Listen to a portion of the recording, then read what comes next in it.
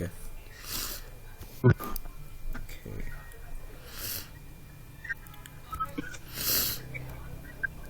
Okay, सो हमें क्या करना है कि आज दूसरा लेक्चर स्टार्ट करते हैं वेब का सही से।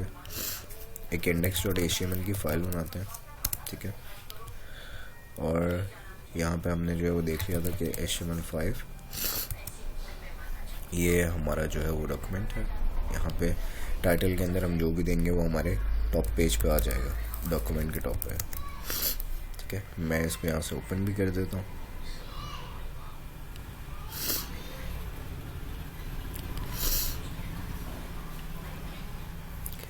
ये देखो लेक्चर 2 आ गया यहाँ पर लिखा हुआ। अब हमारे पास HTML के अंदर जो है वो दो तरह के टैग्स होते हैं बेसिकली। एक होते हैं सिमेंटिक टैग्स, ठीक है। बंद हो रहा है। स्क्रीन शेयर बंद हो गई है।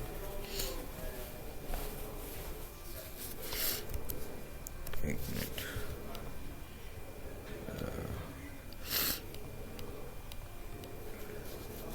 ठीक है।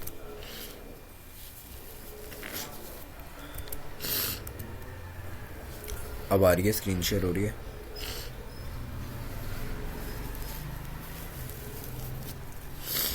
ठीक है, ओके। सो हमारे पास दो तरह के टैग्स होते हैं। एक होते हैं सिमेंटिक टैग्स, जैसे सिमेंटिक टैग्स वो होते हैं जिनका बेसिकली कोई ना कोई नाम होता है।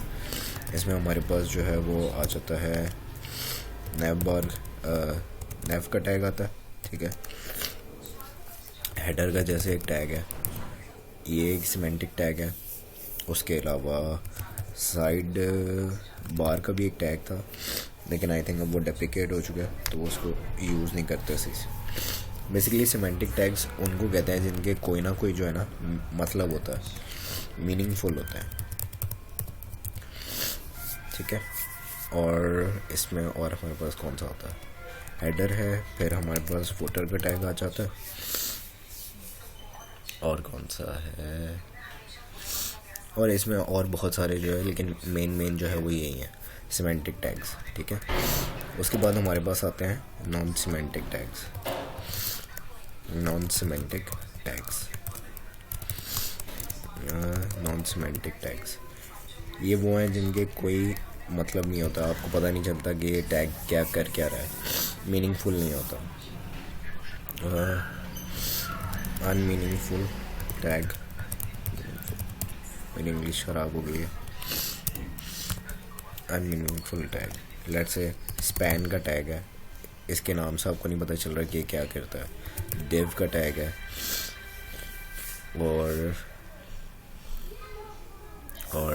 और मेरे ख्याल में और ऐसा कोई टैग नहीं है शायद, ठीक है। खैर आगे चलते हैं। सबसे पहले हम क्या करते हैं कि हम जो है ना एक प्रॉपर वेबसाइट के से स्टार्ट लेते हैं। मैं थोड़ी सी इनकी टर्मिनोलॉजीज़ बता देता हूँ कि जो वेबसाइट में यूज़ होने वाली टर्मिनोलॉजीज़ हैं वो क्या हैं। सबसे ऊपर जो चीज़ आती है, हाईलाइट करके ऐसे बताऊँ, ओके ठीक है।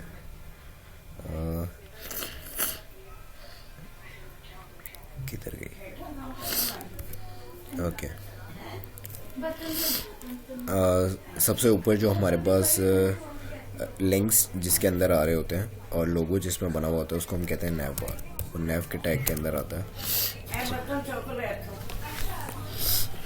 यहाँ पर नेव के टैग के अंदर जो है वो हमारे पास पूरा नेव बार आ रहा होता है। इसको क्या करना है, एक स्टाइल शीट भी ऐड कर लेता है, index.css, और नेव के टैग के अंदर बॉर्डर बॉटम चाहिए हमें, bottom 1 pixel solid black.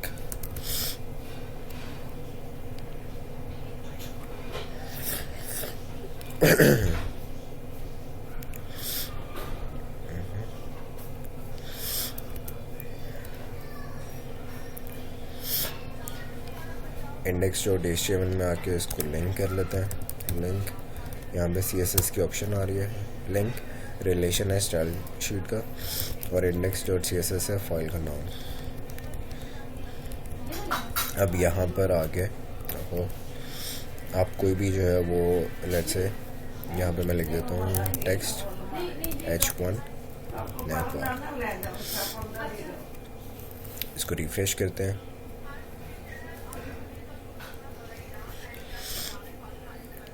Refresh करते हैं तो यहाँ पे हमारे पास जो है वो नैपबार आ गया। जो भी चीज़ आती है जो सबसे टॉप पे आती है उसको हम जो है वो नैपबार कहते हैं।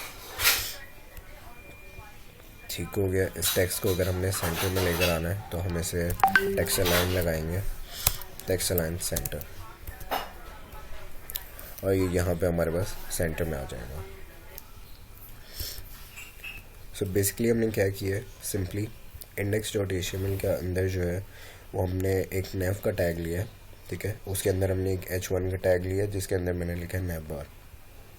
index.css की एक फाइल बनाई है उसके अंदर nav के टैग को टारगेट किया, ऐसे कहा कि बॉर्डर बॉटम सेलेक्ट करो और उसे दो 1 पिक्सल सॉलिड ब्लैक, और उसके अंदर जो भी टेक्स्ट है ना उसको सेंटर पे लिख दो बस। और यहाँ पे मैंने स्टाइल शीट को जो है वो लिंक कर दिया, ठीक है। यहाँ पे हमारे पास नैपबार आ गया। जो भी चीज़ हमारे पास टॉप पे आती है इसको कहते हैं हम नैपबार। इसके बाद यहाँ पर एक ऐसे साइड बार भी आता है, ठीक है, और बीच में मेन कंटेंट होता है, या उसके बाद जो आता है वो हीरो भी होता है, अक्सर अकॉर्डियन, हीरोज़, ये सारी टर्मिनोलॉजीज़ हैं। अगर आप यहाँ पर आकर देखो, यहाँ पे मेरे पास ओपन है, यहाँ पे दिखाता हूँ, ये देखो अकॉर्डियन, अच्छा कुछ और ऊपर गया, अकॉर्डियन, इसको कहते हैं अकॉर्डियन, ठीक है। जिस पे आप क्लिक करते हो तो वो ओपन हो जाता है, क्लोज हो जाता है, अकॉर्डियन है। ये है अवतार्स, ठीक है। ये बेसिकली डेजी यूआई एक लाइब्रेरी है जिसके अंदर आपके पास बिल्ट इन कंपोनेंट्स है, आपको चीज़ें बनाने की ज़रूरत नहीं पड़ती, इसमें बनी बनाई पड़ी हुई हैं, ठीक है। बैजेस आ जाते हैं। जो बिगनर लेवल, ये जो है वो टेलविंड CSS को यूज़ करती है।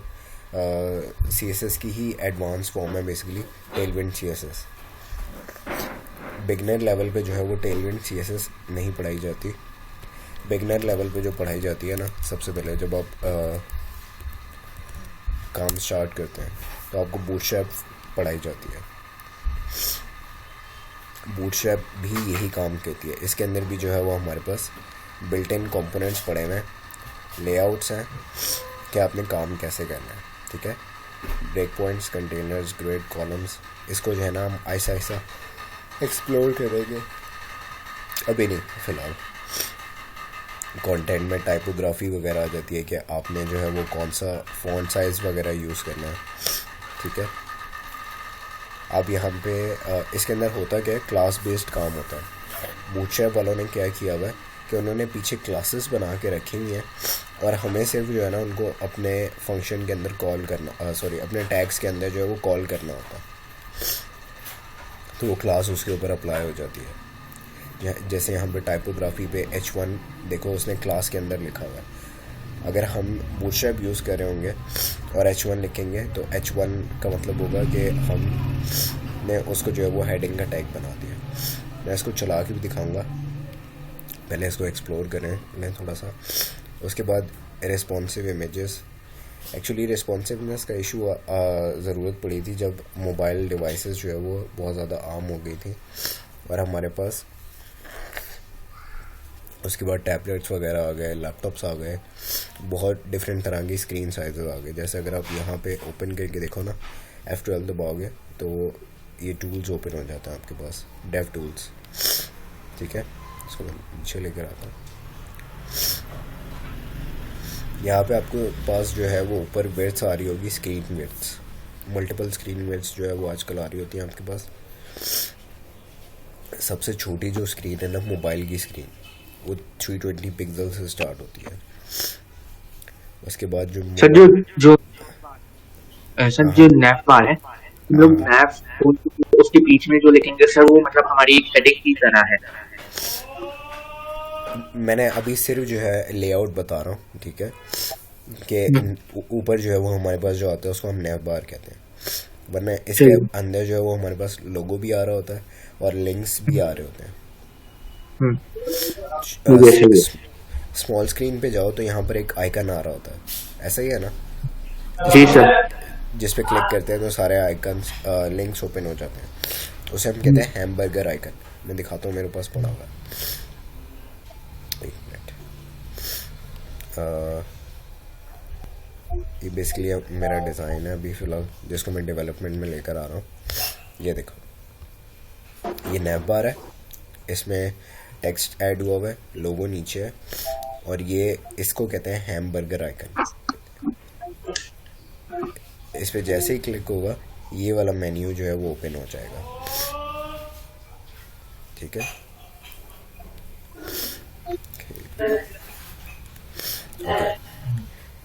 अच्छा, कुछ मोबाइल की स्क्रीन जो है वो उससे बड़ी होती है, 375 पिक्सल, फिर 425 पिक्सल वाले आते हैं, फिर आपके पास एक और स्क्रीन विड्थ होती है 640 पिक्सल की, एक 768 पिक्सल की होती है जो टैबलेट्स की होती है। ठीक है, इसी तरीके से मॉनिटर्स की स्क्रीन्स की जो है वो 1024 पिक्सल भी होती है। फिर यहाँ पे आपके पास लार्ज स्क्रीन भी आती है, एक्स्ट्रा लार्ज की भी ऑप्शन आती है, लेकिन आई थिंक उन्होंने बंद की हुई है, बट यहाँ पे एक्स्ट्रा लार्ज भी होती है। 1440 पिक्सल से ऊपर जब आप जाते हैं 2560 पिक्सल पे, तो ये जो है आपके पास एक्स्ट्रा लार्ज हो जाती है, 2560 पिक्सल। 4K स्क्रीन, क्योंकि 4K स्क्रीन आने लग गई है, तो उस पे भी जो है वो कहता है कि आपका टेक्स्ट वेबसाइट पे कैसे डिस्प्ले होगा, ये भी आप बता सकते हो। अगर आपको किसी भी वेबसाइट को ऐसे चेक करना हो, उसकी रिस्पॉन्सिवनेस चेक करनी हो, तो आपको क्या करना है, कोई अच्छी सी वेबसाइट उठाते हैं। ये मेरे पास, मैंने एक वेबसाइट ओपन की हुई है स्केलर की, इसको ओपन करते हैं और चेक करते हैं। ठीक है, ये देखो, अब अक्सर वेबसाइट्स क्या करती हैं कि वो लिमिट कर देती हैं, यानी 1440 पिक्सल से ज़्यादा उनकी वेबसाइट की विड्थ जाए ही ना। देखो यहाँ पर उसने लिमिट किया हुआ है, अब मैं 2560 पिक्सल के ऊपर हूँ, मैं जैसे ही इसको 100% करूँगा ये 1440 पिक्सल पे आ गया, 1492 पिक्सल पे आ गया। ठीक है, एडजस्ट हो गई वेबसाइट। 1440 पे ले आओ, 1024 पे ले आओ, फुली रिस्पॉन्सिव वेबसाइट इसे कहते हैं। 768 पिक्सल पे आई, खोली भी। हाँ जी। ठीक है, ये 425 पे, 375 पे, 320, इससे नीचे मैं लेके जाऊँगा ना। अच्छा, इस वेबसाइट को कुछ हो रहा है, लेकिन अच्छी, इससे भी जो अच्छी वेबसाइट है ना, वो इससे ज़्यादा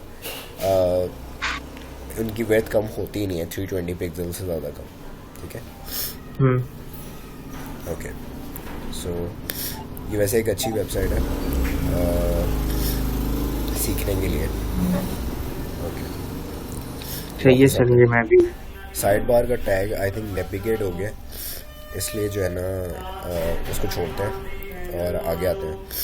एक और हमारे पास टैग होता है सेक्शंस का, कमिंग सेक्शन बना लेते हैं, ज़्यादातर यूज़ नहीं होता, बेसिक लेवल पे अगर आप करना चाहो तो करते हैं, वरना मैंने तो आज तक कभी यूज़ नहीं किया। ठीक है, उसके बाद अगर आप हेडर ऐड करना चाहो, जैसे आप अपना लॉगिन साइन अप जो है वो हेडर के अंदर ऐड करना चाह रहे हो बेसिकली। अच्छा, फिर वो लॉगिन साइन इन के लिए सर इस्तेमाल होता है। बिल्कुल बिल्कुल, क्योंकि नेवबार कहते हैं जो आप नेविगेशंस होती हैं सारी, उसके अलावा जो भी चीज़ आप टॉप पे लिखोगे ना वो हेडर के अंदर आएगी। अच्छा, ठीक है, तो आपके पास हेडर आएगा, उसके बाद आपके पास जो है ना हीरो का सेक्शन आता है, इसको मैं नाम ही जो है वो हीरो दे देता हूँ। हीरो सेक्शन आ रहा है आपके पास, हीरो सेक्शन। यहाँ पे हम आते हैं और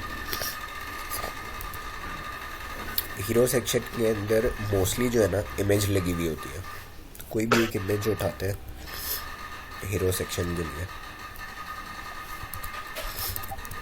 यहाँ पे आते हैं हीरो सेक्शन इमेजेस, ये देखो इमेज पे जाते हैं, ये बेसिकली सारे डिफरेंट तरह के जो है वो हीरो सेक्शन हैं। Hero, make it happen. Okay,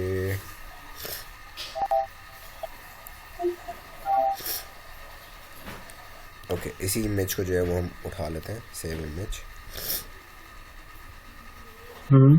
और यहाँ पे अपनी वर्क प्लेस के अंदर आकर फिट कर देंगे उसको. लेक्चर 2. अच्छा, ऐसे ही सारा गंद नहीं मार देना कि जहाँ पे index.html वाली फाइल्स हैं, जहाँ पे css वाली फाइल्स हैं, वहीं पे जाके इमेज फाइल को भी रखना है. इमेज का एक फोल्डर बनाना है और उसके अंदर जाके जो है ना इमेजेस को सेव करना है. ठीक है, सही है सर. जहाँ लेक्चर 2 है. हाँ हाँ बिल्कुल, जहाँ पे भी आप काम कर रहे हो वहाँ पे जाके ये देखो इमेज के अंदर एक इमेज आ गई है. मोस्टली कोशिश करना है कि PNG इमेजेस को उठाओ, क्योंकि JPG इमेजेस साइज में जो है वो छोटी होती है, लेकिन जब हम इनको वो करते हैं मल्टीपल स्क्रीन साइजेस पे लेके जाते हैं तो इनके पिक्सल फट जाते हैं. सर ये सवाल पूछना है सर. ये आई एम अ हीरो जो आपने लिखा है सर, क्या लिखा है सर ये कैसे खोला ये इसको? मैंने सिर्फ इमेज पे क्लिक किया है और ये इमेज ओपन हुई हुई है. इस इमेज को हमने लगाना है अभी. आपकी फुल स्क्रीन नहीं आ रही सर. इसको एक मिनट मैं इसको फुल स्क्रीन करता हूँ. यार मेरी फुल स्क्रीन क्या मतलब? मेरी फुल स्क्रीन नहीं आ रही सर. वापस समझाइएगा सर, क्योंकि सर ये इनकी मतलब प्रॉपर आपके ये नहीं खुल रहा कि आपकी पूरी मतलब हर चीज दिखा रही है स्क्रीन की. सर आपकी मेरी सिर्फ वेब की स्क्रीन शो हो रही है, कोडिंग की स्क्रीन नहीं शो हो रही. नहीं सर, ओके आपकी स्क्रीन शेयर. ओके, मैं VS कोड ओपन कर रहा हूँ. देखो स्क्रीन आ रही है. सर ये आप सर यही समझ में आ रहा है सर. ये आपने सर इमेज को लेक्चर 2 के फाइल में सर सेव किया, तो सर इसको वापस फिर खोला कैसे? मैंने इसको यहीं VS कोड में ओपन किया है, हीरो विजेट एग्जांपल, और ये मैं लेक्चर 2 में ही हूँ. क्योंकि आपका ये मेन स्क्रीन आ रही है सर. आपके जो साइड में जैसे लेक्चर और ये चीजें ये नहीं नजर आ रही, तो आपका ये समझ में आ रहा कि आपने खोला कैसे?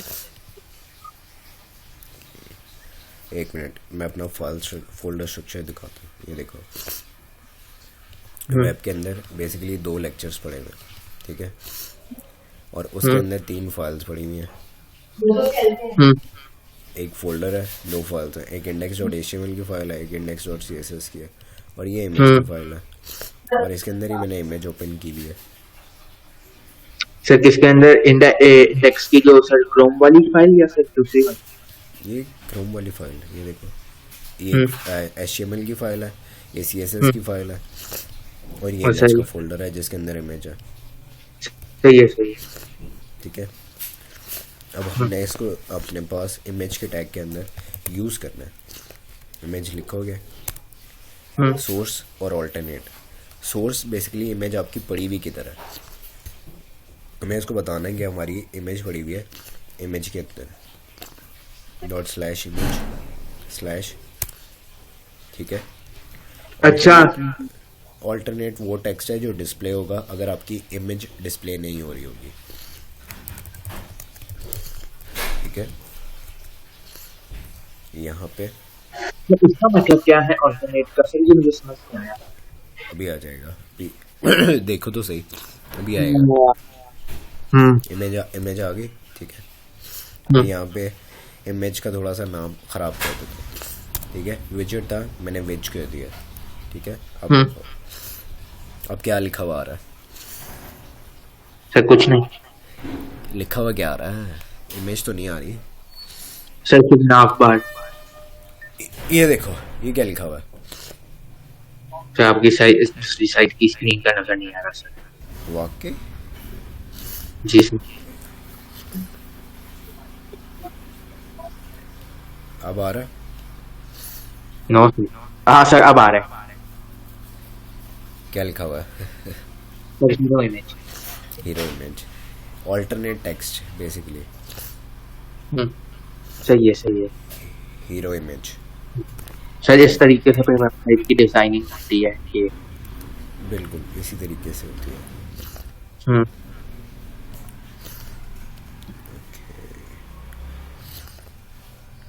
सही है सही। ठीक है सर तो हम ये अपना खुद भी बना सकते हैं कैनवस के ऊपर करके। जी, ये बेसिकली अपना ही बनता है, मैंने तो ऐसे ही इमेज उठाई है बस। ठीक है, sir plagiarism.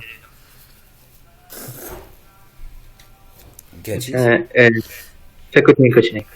Okay okay, image का जो टैग है ना वो बेसिकली और भी बहुत सारी चीज़ें लेता है। लेट्स से विड्थ, आपने इसको विड्थ कितनी देनी है, मैं कहता हूँ 100। हम्म, ये 100 जो है वो पिक्सल्स के अंदर है। अच्छा हायर लेवल के ऊपर जो है ना आपको सिर्फ विड्थ ही देने की ज़रूरत पड़ती है, हाइट देने की ज़रूरत नहीं पड़ती। सर क्योंकि वो खुद फिर हाइट एडजस्ट करता होगा। हाँ, विड्थ के हिसाब से ही वो हाइट रख लेता है। ठीक है, ये देखो ये 100 की विड्थ आ रही है। अब लेट से मैं सर कहता हूँ मेरी स्क्रीन का साइज था 1440 और अच्छा बढ़ा सर देते आप हैं। 1490। ठीक हो गया, तो इसलिए मुझे लगता है सर कुछ ज्यादा ही। अब फिट है, परफेक्टली हम्म, अलाइन हो गई है उसके साथ। ठीक है, यहाँ पे ओके। हम्म, उसके बाद आपका जो है ना मेन कंटेंट आना शुरू होता है इस सेक्शन के बाद, हीरो सेक्शन के बाद।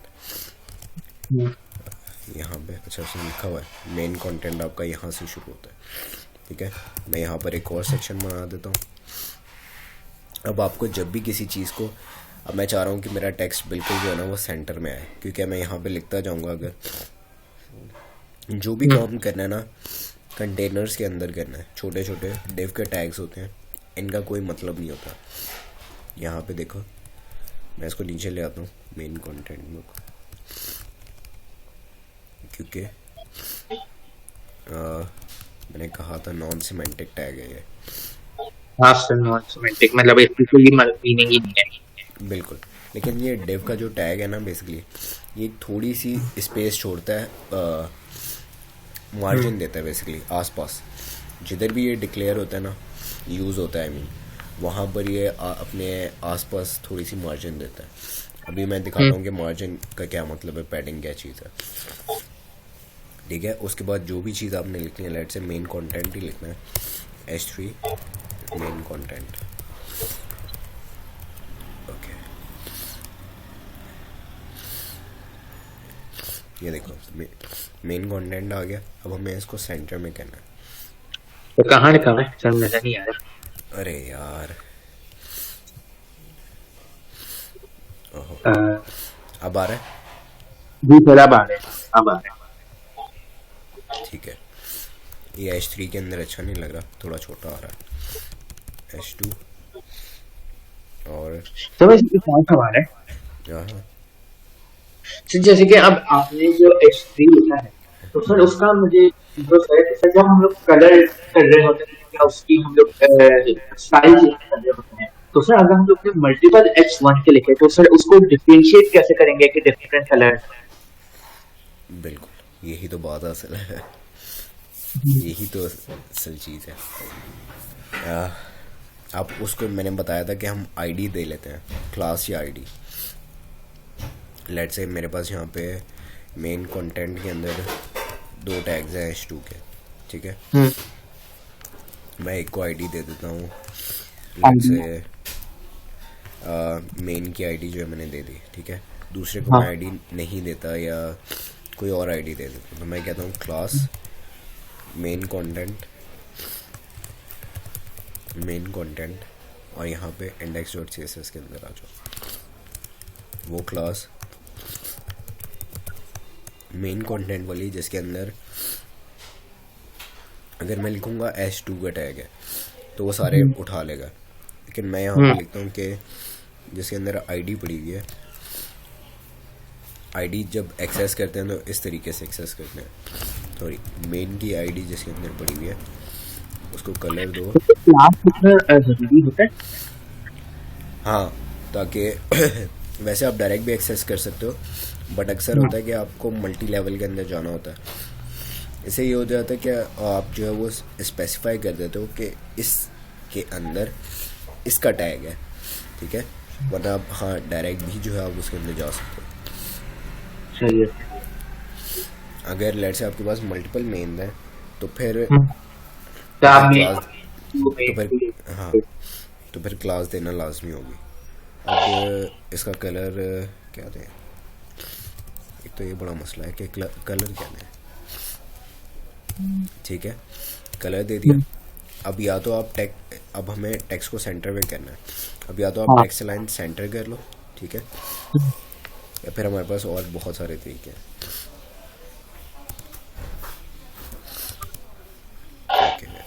किधर गया, तो नज़र ही नहीं आ रहा। इसको कौन सा कलर है, येलो, बहुत ही गंदा कलर है, ये भी नजर नहीं। सही।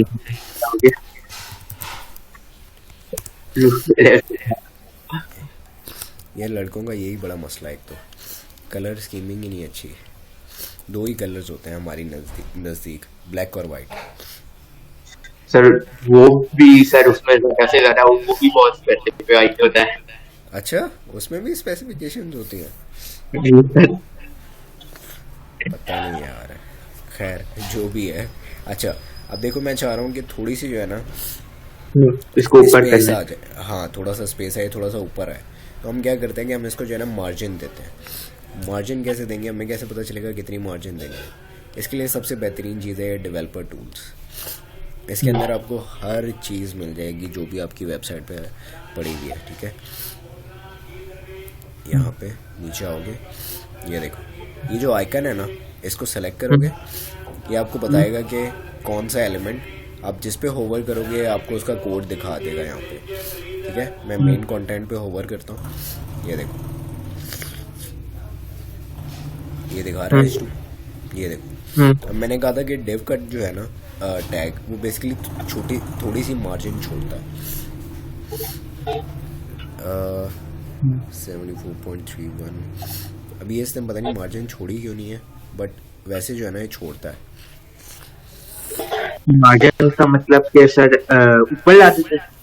एक मिनट मैं दिखाता हूँ, ये देखो, यहाँ पे आप सबसे नीचे आओगे ना, ये देखो H2 को क्या क्या चीज़ असाइन है वो बता रहा है यहाँ पे, ठीक है।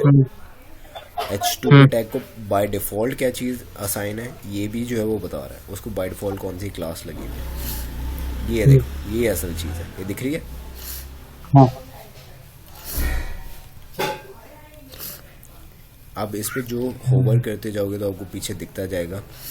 पैडिंग कैसे कहते हैं, ठीक है, ये आपका एक एलिमेंट है, ये उसकी पैडिंग है, ये उसका बॉर्डर है, और ये इसकी मार्जिन है। देखो मार्जिन कितनी छूटी हुई है, हाईलाइट हुई है। इसको हमने पैडिंग नहीं, इसको हमने पैडिंग नहीं दी हुई। पैडिंग बेसिकली होती है अंदर की तरफ, बॉर्डर से वो चीज़ जो कंटेंट है वो कितना दूर है अपने बॉर्डर से। मैं एक मिनट हाईलाइट कर देता हूँ, मैं इसका बॉर्डर दे देता हूँ, border grill solid black, refresh करो। इसको पैडिंग नहीं मिली हुई अभी,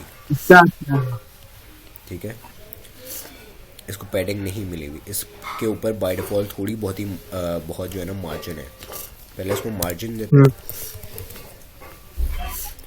मार्जिन देने के भी बहुत तरीके हैं। पहला तरीका तो उसको कितना ऊपर करना या नीचे करना है। हाँ, ये स्टार्ट होती है, इसको आप कुछ ऐसे स्टार्ट करते हैं। जो पहली वैल्यू है ना, लेट्स से 5%, आप जिस मर्जी में देना चाहो, परसेंट है, पिक्सल है, रैम है, ये सारे आ रहे हैं, यहाँ पे आ रहे हैं। आपने कितनी किस हिसाब से मार्जिन देनी है। तो मतलब मार्जिन ऊपर नीचे करना, अलाइनमेंट मतलब लेफ्ट राइट करना। अभी देखो क्या होगा। इसे कहते हैं टॉप मार्जिन, ठीक है। ये राइट है, राइट से कितना मार्जिन देना है, बॉटम से कितना मार्जिन देना है, और लेफ्ट से कितना मार्जिन देना है। सर तो टॉप बॉटम और उसका ठीक है, आ गया सर, आ गया। 5% का मार्जिन उसने हर तरफ से दे दिया है। हम्म, अगर आपने चेक करना है कि वैल्यू चेंज करूँगा तो क्या होगा, ठीक है, ये देखो, ये टॉप वाली मार्जिन दी, हम्म, ये टॉप से मैं मार्जिन कम कर रहा हूँ, बढ़ा रहा हूँ, तो क्या हो रहा है, हम्म, ठीक है। और ये है राइट साइड वाली मार्जिन, ठीक है, इसको मैं कम कर रहा हूँ, हम्म। कंटेंट अच्छा सर, मुझे बीच में करना है तो हम लोग इसको वेबसाइट पे नहीं लेके जा सकते क्योंकि सर पॉसिबल नहीं है सर। क्या मतलब वेबसाइट पे नहीं लेके जा सकते? मतलब जो इमेज जो बनाई है सर उसके ऊपर हम लोग नहीं डाल सकते। जो पहले से बनी हुई है, जी सर, जो मतलब इमेज है जो सर, तो इमेज है मेन उस इमेज के मतलब नहीं लिख सकते, इमेज के ऊपर हम लोग इमेज के ऊपर लिख सकते हैं, लिख सकते हैं। बिल्कुल लिख सकते हैं। इमेज के साथ हम और भी बहुत कुछ कर सकते हैं, लेकिन मैंने कभी किया नहीं, सीधी सी बात है। इसका कलर भी चेंज हो जाता है इमेज का, और क्या हो जाता है इमेज के साथ, इसके ऊपर फिल्टर्स अप्लाई हो जाते हैं। तो वैसे ये डेव टूल खुलता कहाँ से है? F12 दबाओगे खुल जाएगा, नहीं तो राइट क्लिक करना, इंस्पेक्ट आएगा, उससे भी ओपन हो जाएगा। तो मैं समझ गया आप कैसे इसमें लिखते हैं सर, क्योंकि सर सेक्शन मतलब आप कर रहे हैं तो सर एक सेक्शन का ले लेते हैं सर, फिर दूसरा सेक्शन लेता है, सेक्शन होता है सर, मतलब कि अगर आपने लिखना था उसके ऊपर क्या कहते हैं सर, हम लोग ने सेक्शन के अंदर में लिखना था H3 या कुछ या H2। हाँ, तो क्या?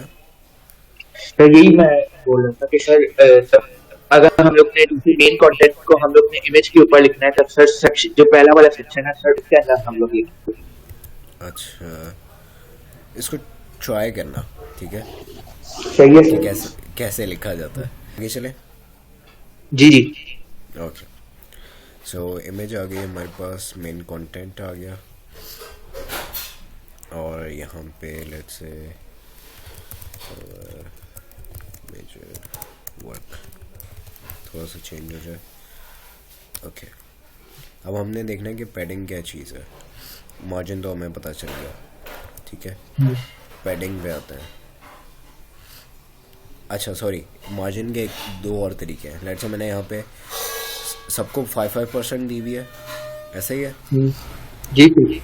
मैं चाह रहा हूँ कि मैं अब भी जो है ना सारों को 5% जाएगी। देखो कोई फ़र्क पड़ा? कोई फ़र्क नहीं पड़ा, सबको 5% मिल गई, टॉप को, राइट को, बॉटम को और लेफ्ट को 5% मिल गई, ठीक है। अच्छा तो अब सर मैं अगर आप मल्टीपल दफा करेंगे मतलब तब फिर डिवाइड हो जाएगी, वरना अगर आप सर सिंगल पे ही करेंगे तो सारी ही होगी।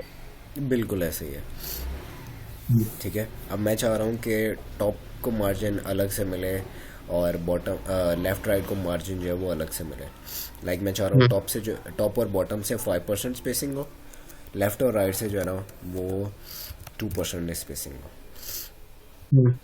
ऐसे भी कर सकते हैं, ठीक है। अच्छा तो टॉप और फिर बॉटम पहला होता है टॉप, फिर दूसरा होता है राइट, फिर तीसरा होता है लेफ्ट और चौथा होता है बॉटम। मैं यहाँ पे लिख देता हूँ, मार्जिन हो या हो पैडिंग, उसमें जो फर्स्ट वैल्यू आती है वो आती है टॉप की, सेकंड वैल्यू आती है राइट की, थर्ड वैल्यू आती है बॉटम की, अच्छा फोर्थ वैल्यू आती है आपके पास लेफ्ट की। और सर अगर हम बॉटम और टॉप को चेंज करना है लेकिन सर लेफ्ट और राइट को एक साथ ही चेंज करना है तब सर एक 3 दफा हम लोग करेंगे। बिल्कुल ऐसे ही है, एक मिनट, 5%, 5%, 5%, 5%, ठीक है। ये इस वाले के लिए, और आपके पास मार्जिन पैडिंग ये आपके पास आएगा 10% और ये आपके पास आ जाता है 5%, तो इसको रिमूव कर देता है, और ये आएगा सबसे पहले टॉप और बॉटम, लेफ्ट और राइट, ठीक हो गया।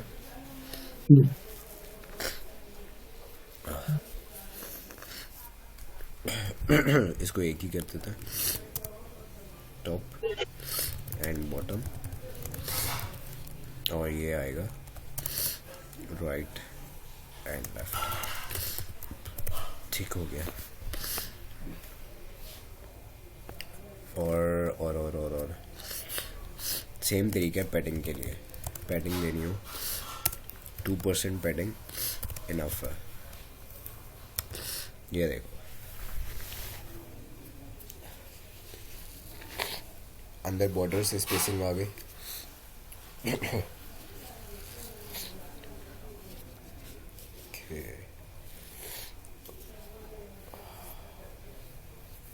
तो ये होता है कि बॉडी को बड़ा करना है या स्मॉल करना है। क्या क्या? सर कह रहा हूँ कि बॉर्डर के लिए इस्तेमाल होता है ना पैडिंग के। बॉर्डर को अगर मतलब कितना स्पेस बॉर्डर का टॉप होता है तो कंटेंट को बेसिकली बॉर्डर से कितनी स्पेस दे रही है, इसके लिए होती है पैडिंग। उसमें बॉर्डर कैसे बनाते हैं? बॉर्डर के लिए आपने सिर्फ लिखना है बॉर्डर 1 पिक्सल सॉलिड ब्लैक। अगर आपने कोई स्पेसिफिक बॉर्डर देना है तो आपके पास यहाँ पर आएगा बॉर्डर टॉप। ये बॉर्डर टॉप है, ठीक है। आप इसको यहाँ से हटा दो, कट कर लो और यहाँ पे पेस्ट कर दो, इसको कमेंट कर दो, तो ये बॉर्डर सिर्फ टॉप का बॉर्डर देगा, ठीक है। अच्छा इसी तरीके से यहाँ पे आपके पास मैंने बॉर्डर बॉटम दिया हुआ है। आप सेम काम राइट और लेफ्ट के लिए भी कर सकते हो। तो मतलब सर इसके पे डिफरेंट बॉर्डर का हो जाएगा। बिल्कुल और पैडिंग मतलब स्पेस कितनी होगी बॉर्डर और मेन कंटेंट के बीच में? बिल्कुल ऐसा ही है। आज के लिए इतना ही काफ़ी है कि और चाहिए और बढ़ा? सर आज के लिए इतना ही, मैंने सर अपनी पढ़ाई भी करी। Okay okay.